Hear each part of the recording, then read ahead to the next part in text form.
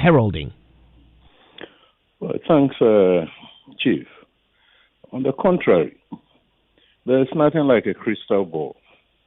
The evidence is so obvious that since we ended the registration exercise, from a cursory, observation of the scene, we have recorded about 5 significant incidents with elements of vigilantism in the context of the Act 999, this Political Violence and Related Offences Act. The only one that was good news was the Asawase development when the NPP and the NDC signed an MOU under the auspices of the National Peace Council to ensure that there would be peace towards 7 December. The other 4, unfortunately, are all contributing to what you may call critical mass. That if within a month of the registration, rather than the violence ebbing, we're having episodes of violence with fatalities.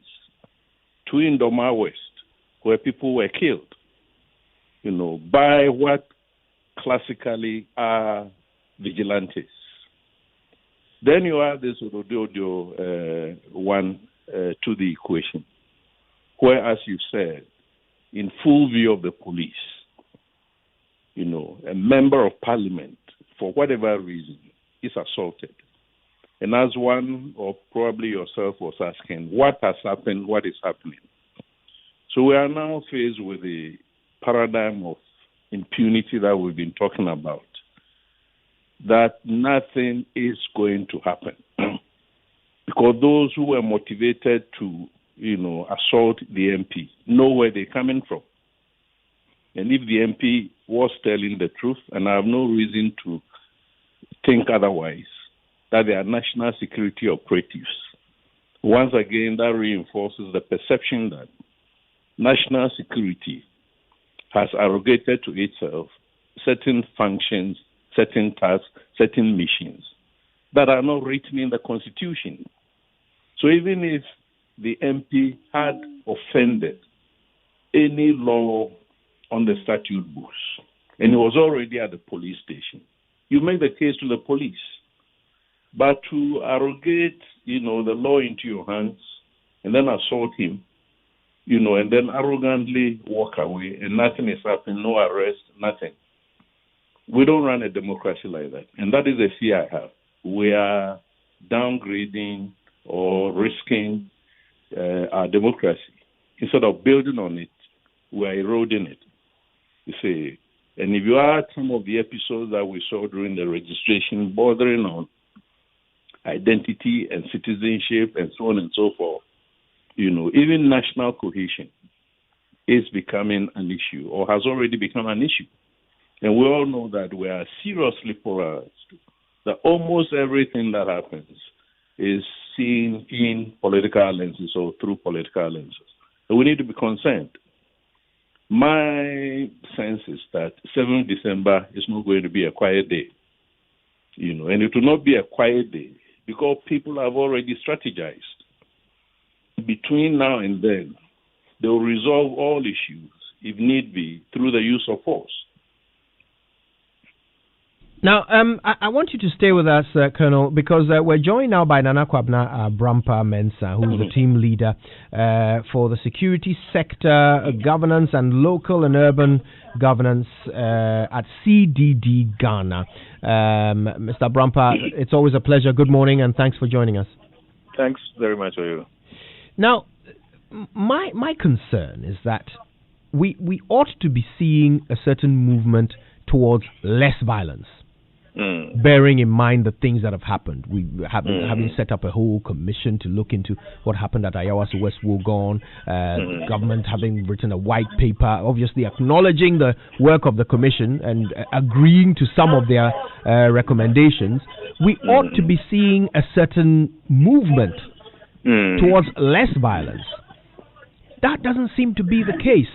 I'm wondering, has anything that we've done as a nation to combat electoral violence so far been effective? Anything at all?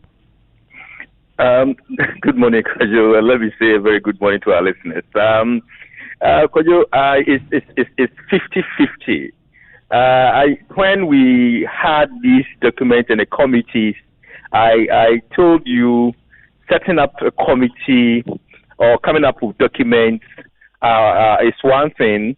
Having effective implementation to realize the good intentions and objectives in these documents is another. What from the other point, from the Peace Council's point of view, they've started setting up structures to ensure actualization of the roadmap of the Code of Conduct.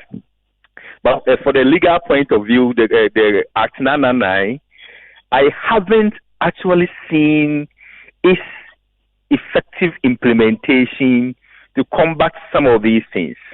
So that's why I say it's 50-50. Probably it's still early days yet, and I don't know, because I had the opportunity to be in a program with DSP Shaibu, who made presentation to the effect that almost all the cases that happened around the registration exercise have been taken up.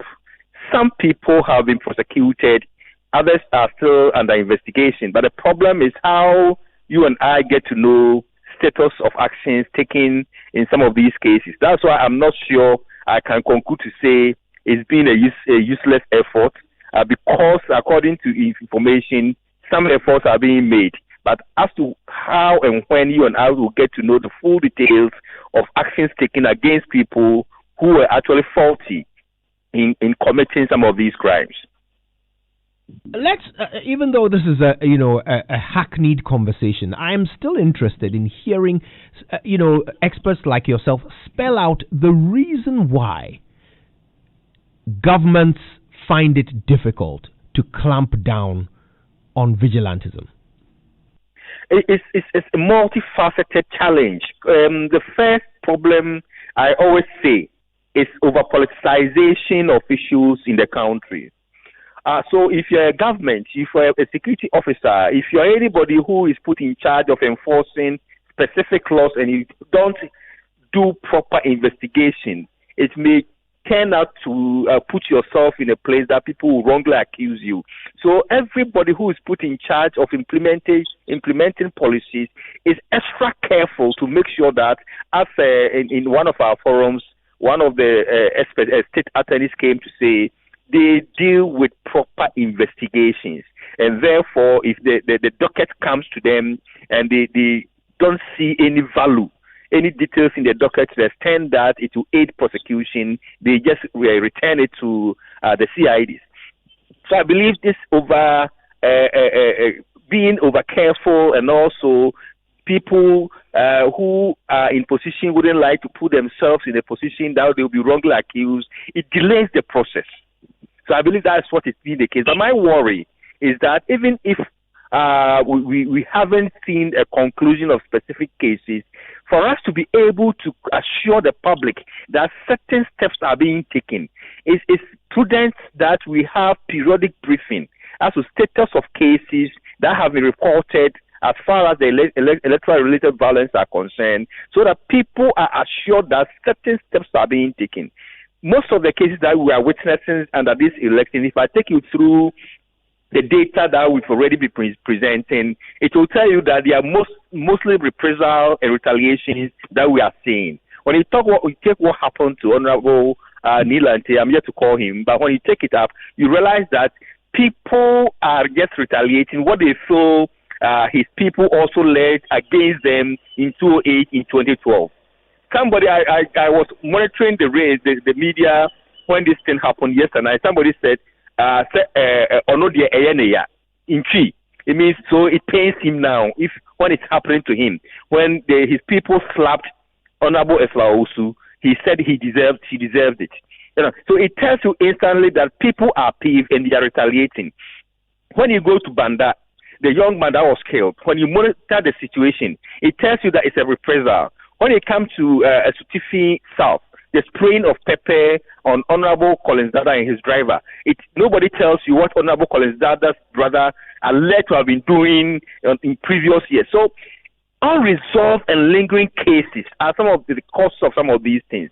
If you ask me why we are not able to clamp it, because we've not been able to sit up as a country to deal with the issue decisively when they come. So always we have a frustrated people in the opposition side who always also retaliate when they come to power. That has been the major cause of our electoral violence in the country. Right. Now, Colonel Abuaje, Winston had a question for you, but I just wanted to chip this in very quickly before Winston comes in. You talked about the fact that this happened in front of the police and they ought to be doing something about it. Now, I'm looking to December 7. The police will certainly, the IGP will certainly announce to the state that the police is ready and equipped to protect citizens in the December 7 election. You're a security analyst. Please analyze this situation. Can the police protect citizens in this year's election or not? Please allow me to revert to the discussion about how we can address this issue from other dimensions. Now, when you mention Ayawaso, and when you apply your mind to the white paper, and you ask yourself, of all the recommendations that were made, you take the structural recommendations, which suggested that certain changes had to be made or have to be made to the location of so-called SWAT team to revert back to the police. Has that happened? No, it's not happened. You look at the operational. Certain persons were supposed to be posted out. I wouldn't want to mention names. They've not been posted out. We have rather seen them subsequently within the same unit at certain state functions or operations. You look at the individual liabilities and you ask yourself, who has been held responsible for assaulting a member of parliament and so on and so forth? Has anything happened? Nothing has happened. You look at the compensations, for instance, and the submission of the recommendations to the Attorney General's office for further investigations and blah, blah, blah. Nothing has happened. What have we done? So what we've done, or we have succeeded in doing, is that as a country, as a state, we have grossly violated human rights and we have not resolved those issues. And any unresolved human rights violations are a recipe for disaster. Now let me come to your specific question. The police definitely will pronounce themselves that they have reactivated. Indeed, I want to believe that the Election Security Task Force has been reactivated since the registration. And that will comprise the police and other security services, including the military. They will deploy, you see. But what we see in this country is that security task force is parallel to the national security architecture revolving around the RegSec and the DISEC and so on and so forth. So you have some of these elements outside of that framework who exert enormous influence and might interfere with the work of the police or the security task force. Then you come to the question of the moral courage of those security personnel to act impassionately or dispassionately and in accordance with their professional ways of dealing with security issues. And that may not happen because of certain reasons that you and I know. You see. Thirdly, we said we have proscribed the vigilantes, but the vigilantes have not been proscribed. And even if they have been proscribed on paper, they've not been dismantled. We have not accounted for the weapons, and we have not accounted for the ammunition, and we have not accounted for the financing. And every now and then, we see these same people drawing weapons. The case around Doma West that you mentioned, where did the individual, a member of assembly member, where did he get a pistol from to shoot another member of that same team? You see, so with all the weapons legally, illegally. Our inability to deal with excesses, or violations of the law, all of them combine to gain critical mass and encourage people to do what they want. The bottom line is that the political parties who are the major actors in political violence and political vigilantism are not ready, they are not willing, they are not prepared, to control their members and to ensure that all of us live in this country, in accordance with the law that all of us have established. I am not too sure on the face of the evidence that you and I are seeing, not some covert or classified material, but what we are hearing every day in the media doesn't convince me that 7th December will be a peaceful day. To the contrary, it might be a very violent day. Talking about it being a very violent day, the pleas are expected to ensure it doesn't become a violent day. Based on what you've heard happening in Ododo-Diodio, are you convinced that the security agencies would be able to handle the election day, ensuring it's a violent-free one? They will do something. Winston, is that Winston or Kojo? Yeah, there's Winston. Yes. The police definitely will do something. But there will be gaps in their efforts. And the gaps will be accounted for by the number of reasons that Nana and others have ascribed. The moral courage, or if you like, the morale of that police officer or security person at any point in time to call people to order, to effect arrest, detain them, and on the basis of the evidence gathered, to prosecute them, depending on whether they're going to act within the criminal code or they're going to act within other laws that require the Attorney General's permission and so on and so forth. That is where the challenge is. The reality being that as soon as certain incidents happen, telephone calls will be buzzing, telling people, oh, so-and-so is our boy, so-and-so is our girl, that kind of stuff. And then cases will be, swept under the carpet. Or even when prosecutions take place. As Nana has said, we, the people, are not told what is happening to those cases or about those cases to serve as a disincentive for anybody in the future to want to go that route or route, knowing very well that, look, if I'm not careful, I might end up in jail or whatever it is. So the lack of public information and education about all of these infractions of the law do not help to maintain law and order. You see? And it's something that we need to be very, very worried about. Plus the violent, the hate speech, inflammatory, insightful rhetoric that even normal debates on media platforms have become like places of war. The words are not too, nice to hear. People are insulted and abused. All of these have come to form part of our culture. And more and more, our politics, has been militarized already. Not that it is being militarized. It has been militarized. And when you militarize politics because of political vigilantism and political violence and the powers that are behind, these elements, plus the idea of retribution, which is where, I'm even surprised.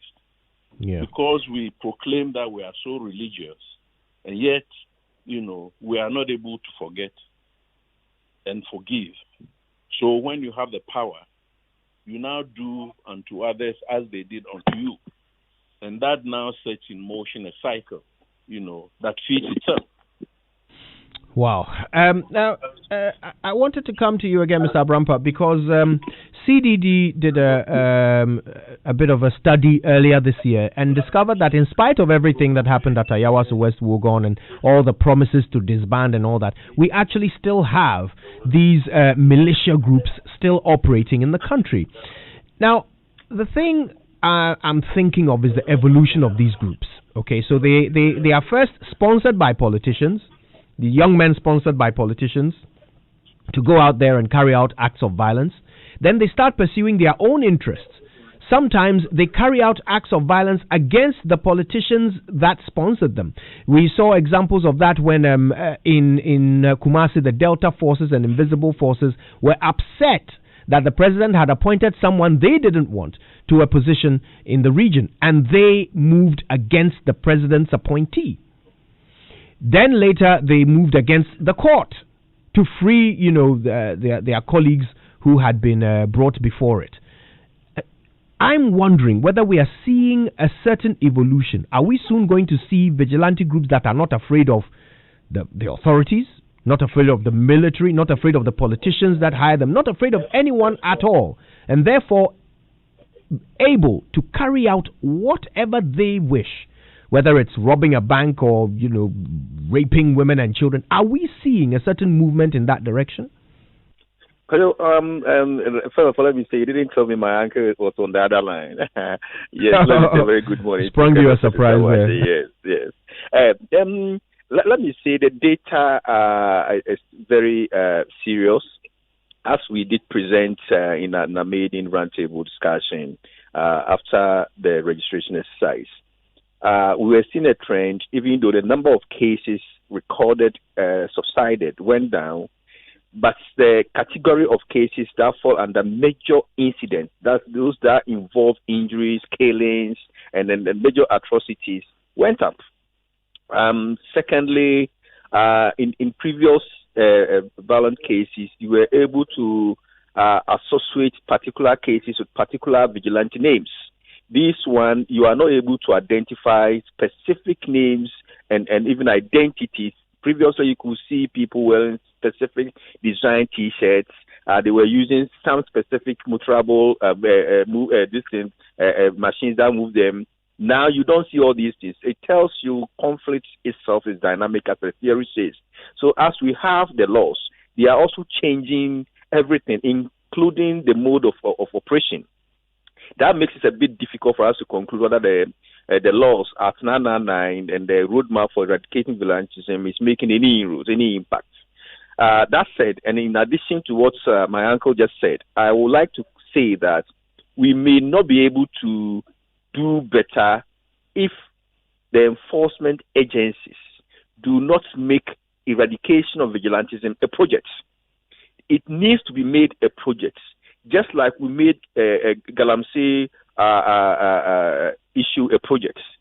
If we treat it as a normal enforcement issue, that we're going to deal with it, because this has come to stay with us. It's become a canker in the midst of our politics. And therefore, we need special attention for it to be able to deal with it. Other than that, we'll be hovering around the major issue without having a solution. I think that's a profound enough statement for us to wrap up this conversation on. I want to thank you both for your time. Colonel Festus Abuaji, security analyst, and thank you very much. Mr. Yao Abrampa of CDD. We appreciate your time ever so much. Well. There is still one aspect of this that we haven't touched on, and that's the legal implications here. This happened in front of a police station. It has been reported to the police. This is a crime. If Mr. Vanderpoy's report is anything to go by, this is a crime. He's been assaulted. His property has been vandalized. Same thing happened in Ayawaso, West Wuogon. Mm-hmm. We'll talk to Kofi Abuchi. He's the dean of the UPSA Law School.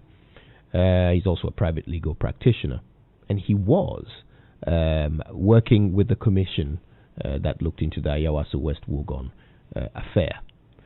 I am very keen to hear his take on the legal implications of electoral violence after these.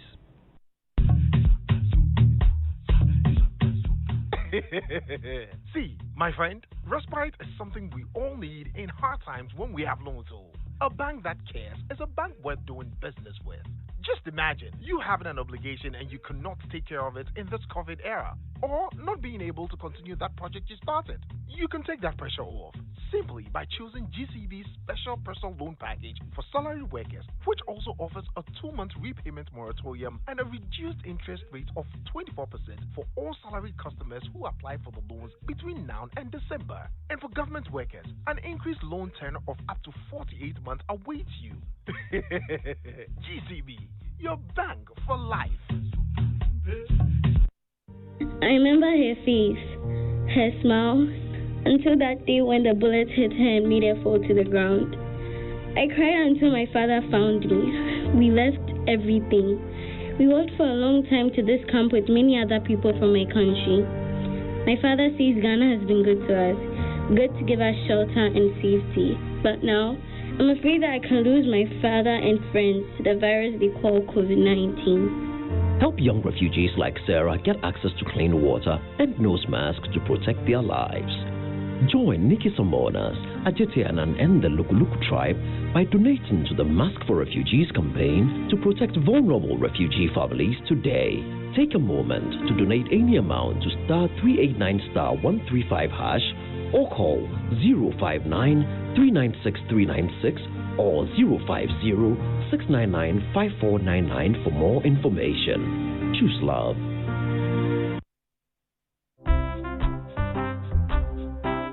Melcom Market Day Wednesday is here again. The good news keeps coming when you buy from Melcom on every first and third Wednesday of every month. Earn an amazing 5% discount on purchases worth 150 cedis and above, and also earn 10% discount on purchases worth 250 Ghana cedis and above. But remember, terms and conditions apply. Melcom, where Ghana shops.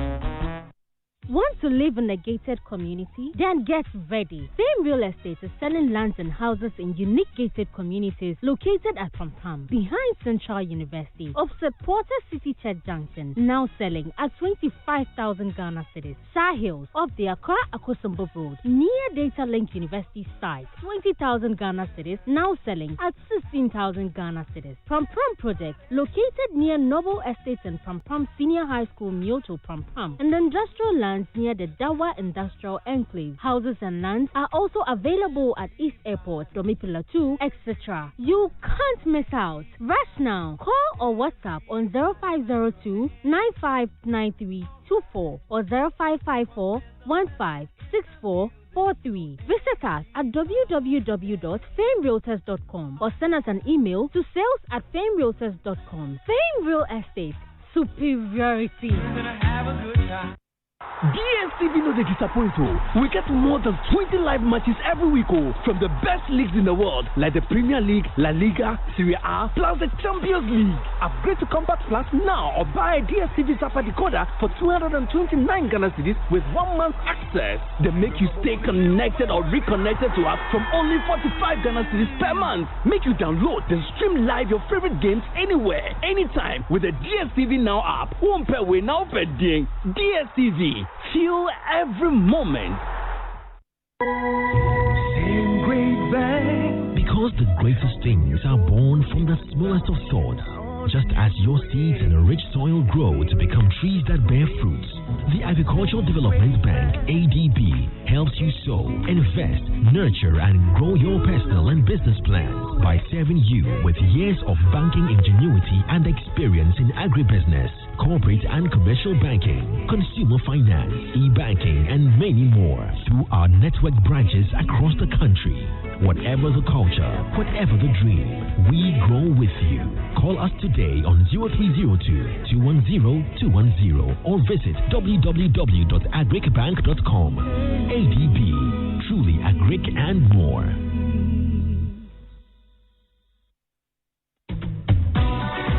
Oh, Jam, why you make quiet like that? Oh, Charlie, I'll go do some POP, give somebody where the cornice is not fine, I crap. always they tell you, see, for decorative roses and cornices, the solution be interface. They have different imported cornices and roses in different designs and shapes. Installing them be so easy, and it go give your customer the finishing he wants. Oh, Jam, take me go Interface right now before I lose this customer. Interface Limited is the leading supplier and installer of finishing input materials for the building and construction industry in Ghana. Call us on 0274-999999 or visit our website at www.interfacelimited.com.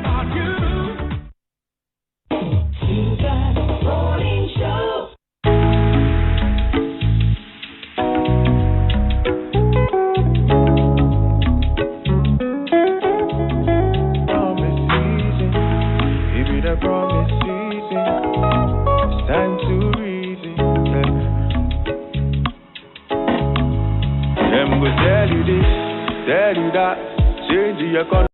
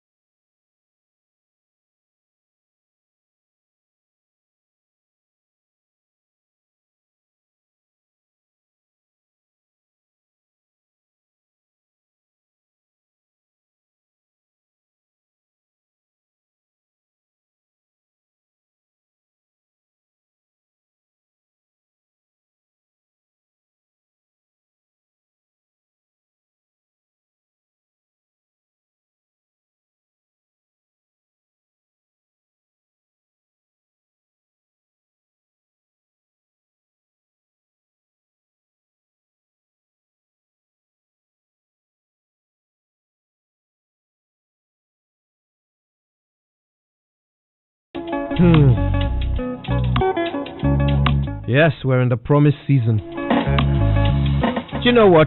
It's the question that's on my mind after the conversation we've had. Colonel Festus Abuaji joined us alongside Nana Abrampa of CDD.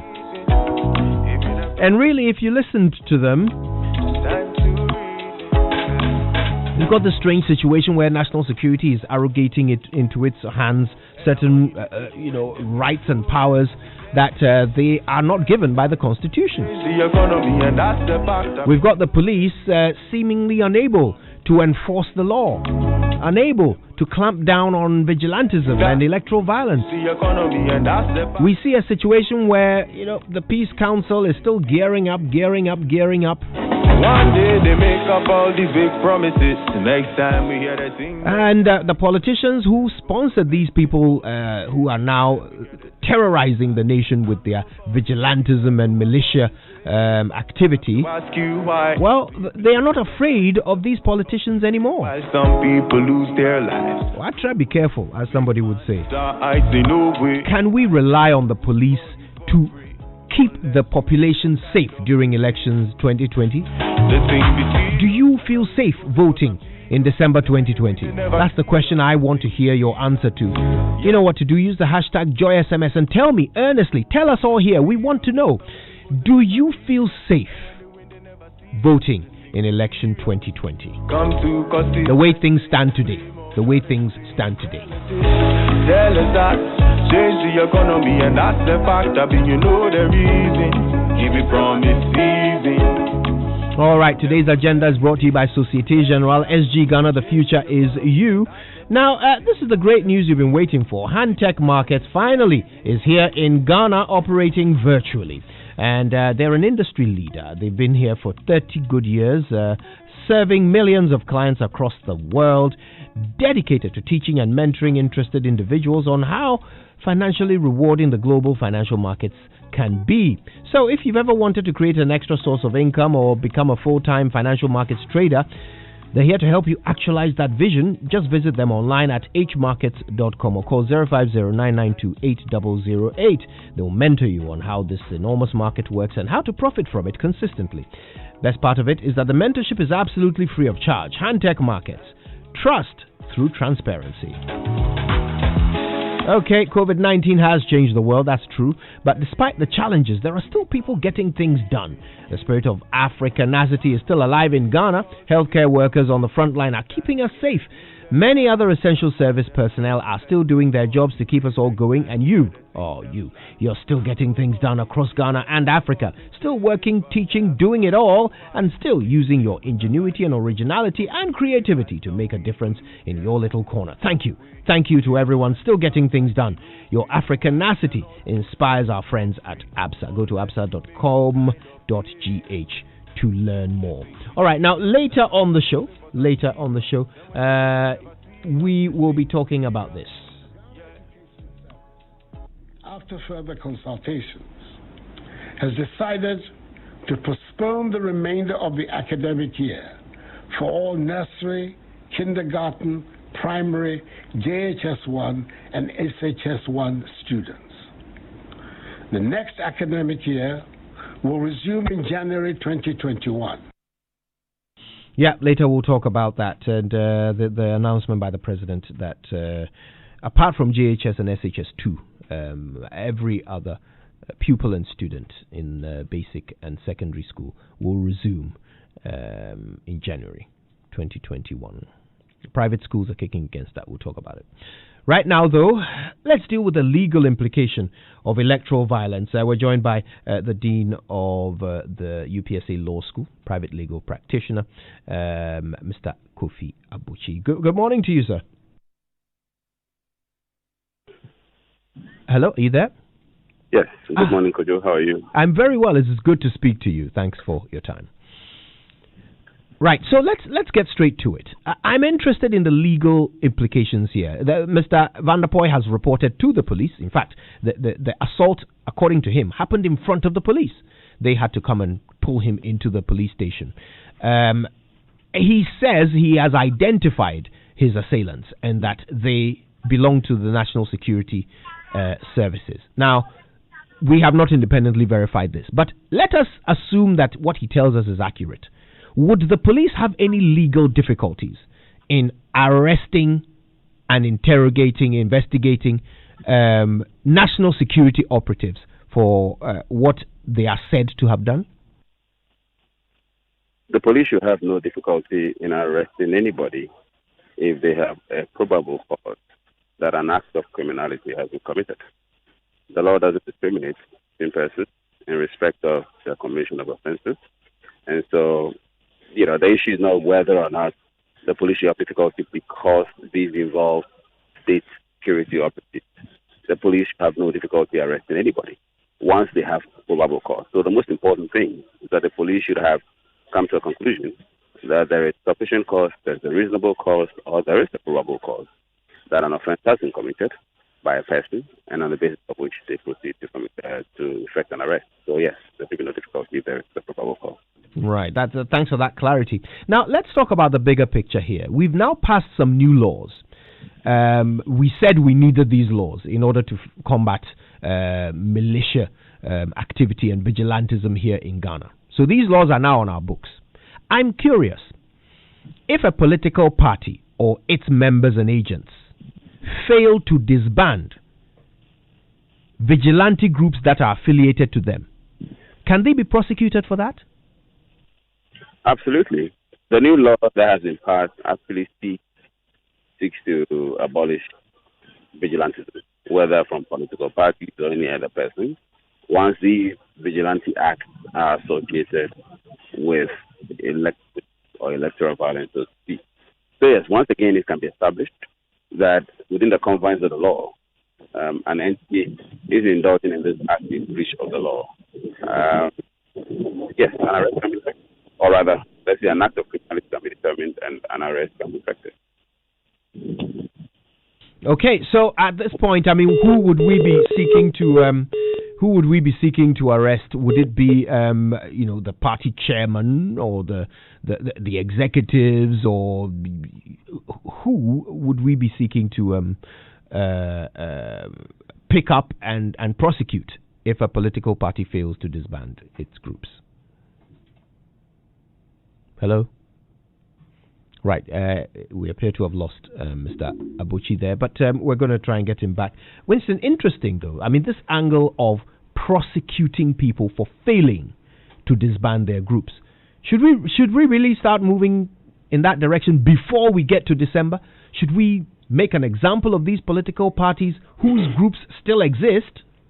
Well, Coach, it will be very, it will be good if we made examples of these political parties. But the question we need to ask ourselves also, and having listened to Colonel Festus Abaje and Kwabena Brampa Mensah, is that who would make these people the scapegoat? Who?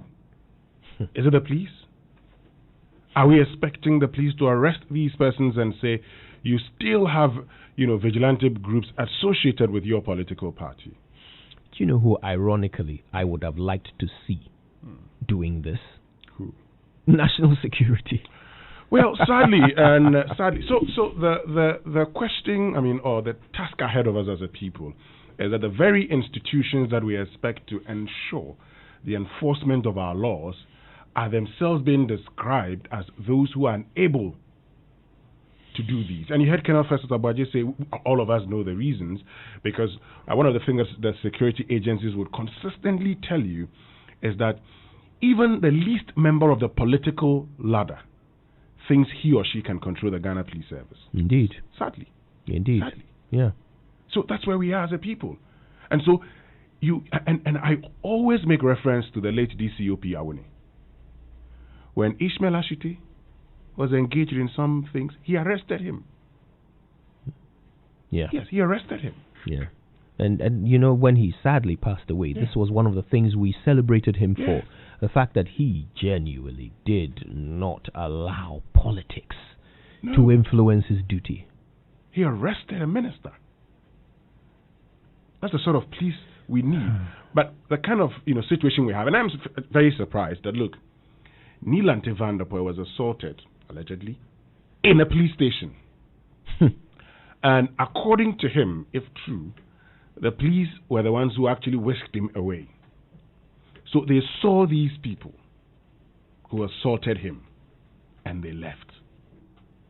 Is that the situation? Is that the way of ensuring that as a country we enforce laws that would protect you and I when we go to the polls on December 7, 2020? Voting for people to come serve us should not be done in violence. And Kojo, I say this all the time because our job is such that we sometimes engage politicians a lot. And I tell people, you don't need to spill a drop of blood for a politician. You don't need to. Any politician who comes to you and encourages you to engage in violence so that he would gain does not love this country. And you must quickly flee. The Bible says we flee from temptation.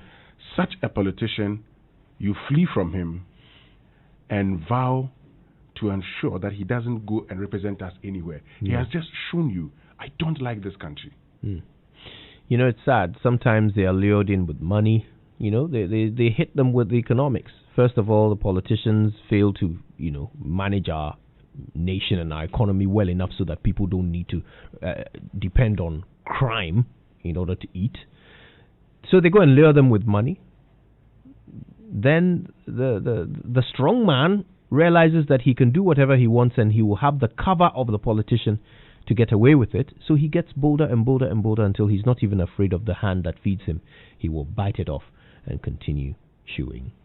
Could you, just a word of clarification, a quick one, because I said Ishmael Ashite. It's not Ishmael actually, it's Niama. Niama Ashite. You're right about that. Yeah.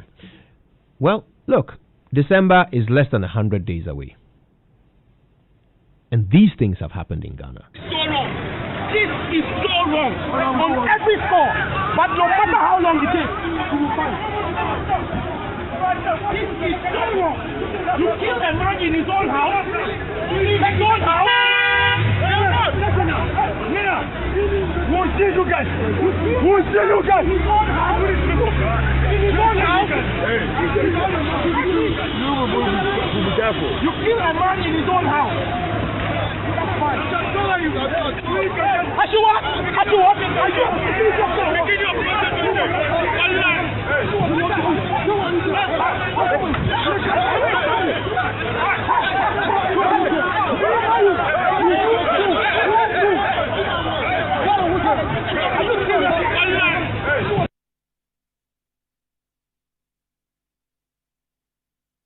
After punching me on the chest twice, I just got a blow to my face here, this part of the face. Yeah, I can see that around your right eye is a bit swollen. Yes, I just got a punch to my face and then a slap. Bam. Luckily enough, the two police, the lady and the guy, stepped in and was able. They got us pushed back into the police station itself, into the CID office. So the boys were outside threatening. All that we heard was that they are banging on my vehicle, and the next thing we heard was that the tires boom. These things happened in Ghana. And we're literally 3 months away from an election. Do you feel safe voting in December 2020 if things stay the way they are? What should change in order for you to feel safe? And do you think it can? Do you think it can change in time for you to safely vote in December? 0302-216-541, 0244-340-437. We'd love to hear your voice on the show, so call us, please. 0302-216-541, 0244-340-437. Meanwhile, this brings to 2 the number of members of parliament who have been assaulted in Ghana with really no action being taken. Delcinox is in Accra. Delcinox, what an interesting name there. Good morning. Good morning. Thanks for calling. Yeah. Yes, I want to contribute to the electoral violence issue. We would love to hear you on it. Go ahead. Yes. One problem we have is that we are in a rush to politicize issues, and that makes it difficult. Yeah. And this particular negative vulnerable issue, for him to say people have attacked you in front of a police station, just say the police should go ahead and do what they have to do. But if you start by saying that people are national security operatives, it makes it difficult right from the start. Okay, he says he recognizes them, and that is who he knows them to be. No, the point is you recognize them. What is important here is their names. As to whether they belong to the national security or not, that one I think is going, one step ahead. Okay. All right. Thank you for sharing. Delcino in Accra. Let's go to Odumase Krobon. Here's Tete. Tete, good morning. Yes, good morning. Thanks for calling us. Yes, I think I agree with the first caller. The national security is an institution, and if you mentioned their name, I expected the media should have done their background check by now to find out if indeed what the guy said is true. The MP said is true. Because we cannot just make allegations and go like that. By this time, we should have established whether indeed those guys are for national security. And then secondly, the attempt to mention or recollect only NPP incidents or incidents where the NPP as a political party or government was involved. The data for the give us examples of what others also decide to have this as a national discourse. But if you only keep giving us examples of acts of violence, NPP, then it makes the whole argument skewed in one way. Thank you. Thank you for sharing. Thanks for calling us. Kwame is in Kumasi. Hi, Kwame. Good morning. Hi, good morning. Thanks for calling. How are you? I'm very well. Okay, I just want to make a little contribution to whatever is going on. I think generally we must all condemn electoral violence and anything that is related to violence. But you see, sometimes the way we make the discussions go, it becomes quite difficult for any solution to be proffered. It does look like someone has been assaulted. And the first thing the president tries to make understand is that this is a political assault, without a person adducing any kind of evidence to that effect. And yesterday I listened to a certain guy on Asempa FM in relation to this Neil and Vanderpoel assault. And he said that Neil and Vanderpoel actually used them to go and assault Eslosu. Are these the kind of politicians we want to support in this country? Look, if you are trying to find a solution to a problem, let's look at people in their faces and call them for who they are. If a politician can actually instigate people to attack a fellow politician, and then the person who seems to try to speak for him this morning, I think it's not a good thing. We must call him out and tell him that, look, once he's not happy he's been assaulted, he should also feel sorry that he used people to go and assault people, a certain Eslosu. That is wrong, and we must be bold to tell him. Thank you very much. Okay, we don't have any proof that Mr. Vanderpoel has assaulted anybody. He was accused of that. That is true. He was accused. We don't have any proof that he actually did it. Thank you for your call. Justice is at Lakeside, Medina. Good morning, Justice. How are you? Good morning, Kojo. How are you too? Not bad at all. Thanks for calling. Yeah, I'm also doing well. Kojo, this is a very, very sensitive issue you're talking about, and I'm happy it's been discussed. For me, I think the security apparatus in the country are not able to protect us because their hands are tied to the politicians. And when I talk about politicians, it's not about NDC, it's not about MPP. Both sides, they do it. They come and they appoint their people into the various national security or whatever. And so they are not able to handle issues where there are violence. And I think we need to look at the structure of our security system. And I think this has been discussed a number of times. And I get scared the way things are going in the country. Our politicians, our presidents are not protecting us. They keep quiet and it gets done. And there's always this kind of equalization comments that I've made. When you were in power, you did this and this one too also did that. It's not good for the country. And I think that we should be discussing this issue beyond politics. Thank you, Kojo. Thank you very much. And, I'm going to take the opportunity to say something important at this stage, okay? We don't want to waste time. We want to save our nation. So please, if you can only hear in one party's language, you might not be helpful to this conversation. Okay? We condemn all acts of political violence. It doesn't matter who did it. It doesn't matter when it happened. We condemn it. We condemn the assault on Eslosu Ekufu. We condemn the assault on Samuel Abu Jinapo. We condemn the assault on Sam George. We condemn the assault on Neil and Vanderpoel. We condemn all political violence. It doesn't matter who did it, whether it was the Hawks or the Invisible Forces or the Delta. We condemn it all because none of it helps this country. It's not like one political party's violence is good for us and the other party's violence is bad. Please, let's not waste time pointing fingers at each other and saying your violence is worse than mine. Or unfortunately, in the case of one candidate, my violence is worse than yours. Please, let's not waste time on that. Let's spend our time on solving this problem for the nation. All of us have to vote in December. Do you feel safe voting in December? What must happen in order for you to feel safe? Please, let us not waste time. We condemn all acts of violence. Now let's solve the problem. Richard is in La Paz. Good morning, Richard. Good morning. How are you? I'm very well, bro. How are you?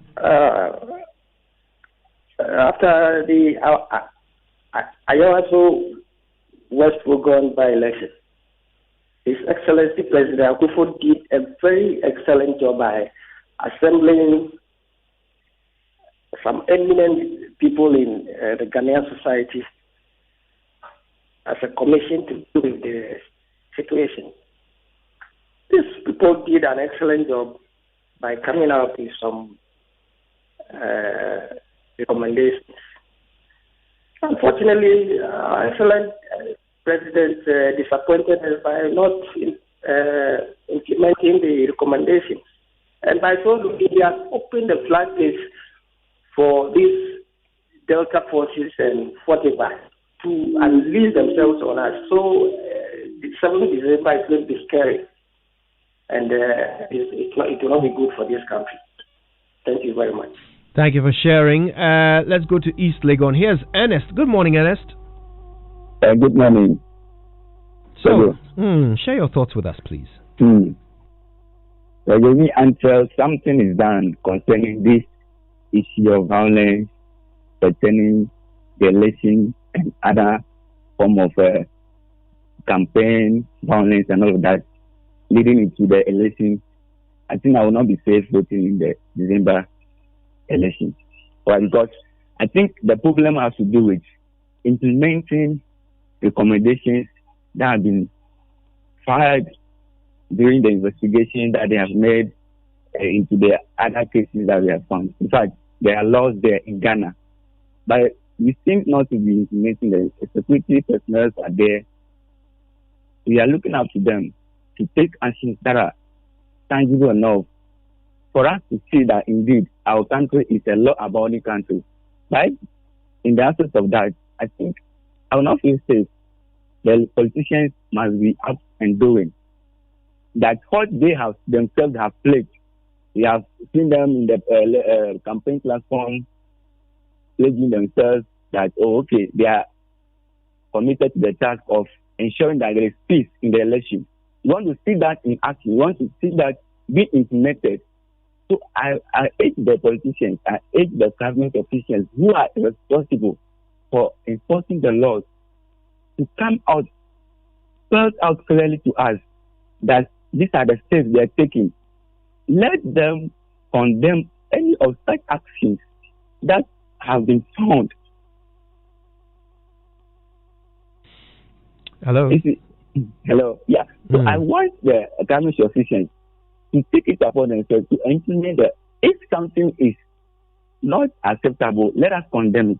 If an action is not acceptable, let us not point accusing figure to one person and say, okay, this person has done it the other time, so this time around, since it has happened to him or not, we have to condemn it.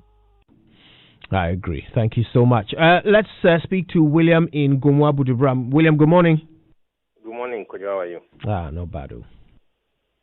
The solution to this issue is simple. The president. He gave order for parts of the country to be locked down. We obeyed.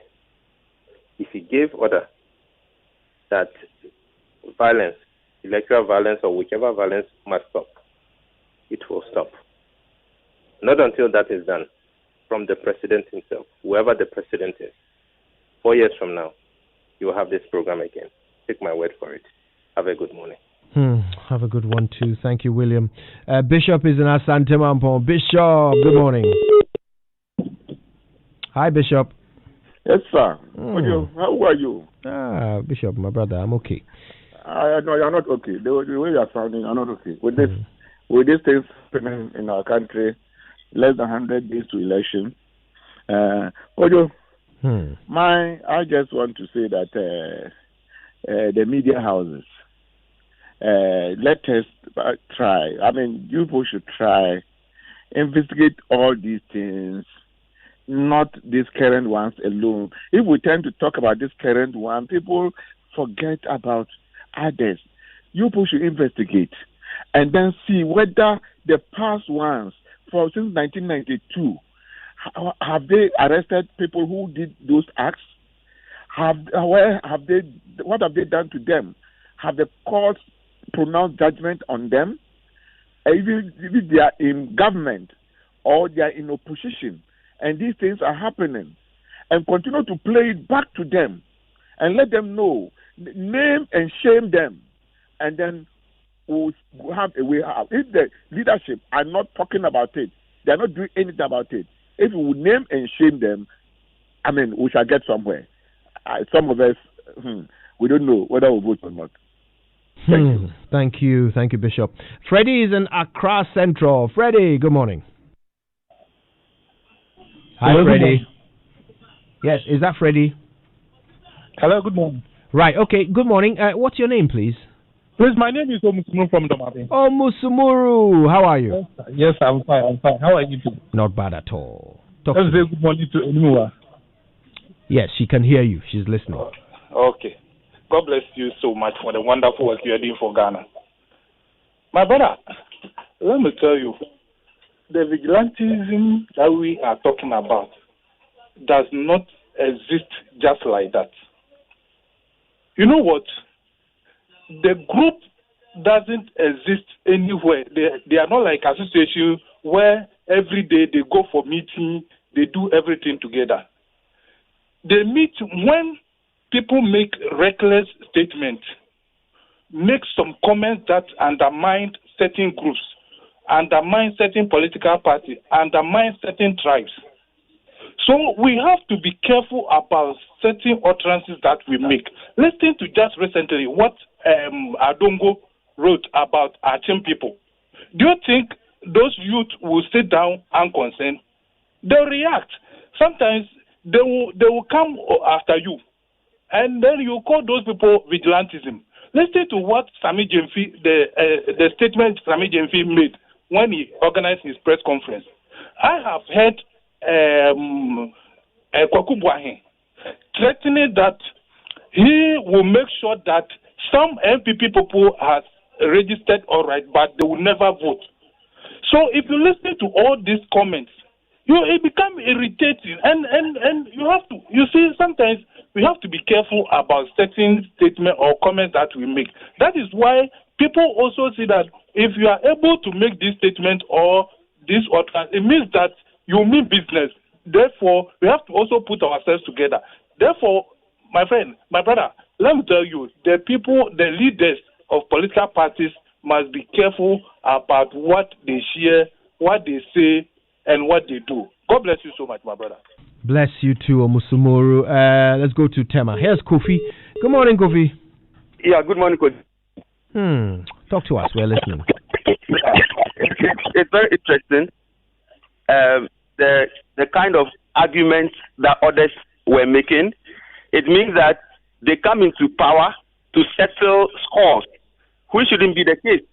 Remember, before 2016 election, anybody who calls to even speak about the previous Kufuor government, you would cut the person off. And the listeners were in agreement, because many people, those calling today, were all saying we should not compare the past. We live in the present. MP has been attacked. Remember, when the Ayawaso West Wagon happened, Esla Owusu also said that she was also attacked. Therefore, she justified what happened at Ayawaso. Are we people of vengeance, people who will not forgive? And these people go to church anyway. And so they come into office, use our taxes, employ tax rogues into the national security, order them to go and attack people in front of a police station, and knowing very well that if those police officers should speak, the next thing they will do is to order the IGP to transfer those officers to the villages where mosquitoes will bite them. Therefore, those officers would also not act. If you look at the way IGPs are appointed, anytime they are appointed, they also come to settle scores. They transfer officers anyhow. It happens all the time. It's in the media. I'm not making this up. They will transfer this guy from being the director of IT to the village somewhere. This guy will be removed from here to here. And the police service itself is overtaken by politics. So today you have NDC police officers, you have NPP police officers. And that is the reality, because Hello. It seems we Hello? Oh, yeah. Can you hear me? Kofi. Yes, we can hear you. Yeah, so the point I was making is that to become IGP in Ghana, you ought to be somebody aligned to a political party. You ought to leak information to them. You ought to be in their camp. Therefore, this IGP will never fight the issue. We require our institutions, especially the civil society organizations. Today, even when they speak, they don't listen to them. Look at the Ejapa issue. They raised it, they say, shut up. You don't have any right to have the documents or know about it, because we are in power. But it is public property, right? So when they speak, they are not listening to them anymore. So if you compare these things going on, moving on to the election, there'll be violence. And 100 days is just a few days away. Today we should rather be talking about the amount of money this government borrowed, the infrastructure they promised us. They said the dollar will be coming down. Is it down? Hello. Anyway, thank you for calling us, Kofi in Tema, and all of you who called: Umusumuru, Freddie, Bishop, William, Ernest, Richard, Justice, all of you, Kwame, Tete, and Delsin Ox. Look, let me explain to you why this is important. Why we here at Joy stand against electoral violence. You see, politicians, they are interesting. Politicians pay people to conduct electoral violence. That's how it starts, right? They recruit them into these groups affiliated with their parties, pay them, and they go out and cause mayhem. Some of them are even recruited into the security service if the party in question happens to be in office. People get hurt, like what happened at Ayawaso West Wuogon. The police seem powerless to act because the politicians put pressure on them. And it's not just the politicians in power that do this. The police are equally intimidated by politicians who are waiting to come into power because they can also victimize the police. So people make noise, and then the committees are set up to look into what has happened. Committees come up with their findings, and politicians again would disagree with half of what the commission says. Then the same politicians will turn around and say, let's pass a law to disband these groups. The law is passed. Then the same politicians say, oh, but we are not responsible for disbanding them. They are not ours. So if you are not responsible, who is? And if you are not responsible, then can you really protect the people? Can you?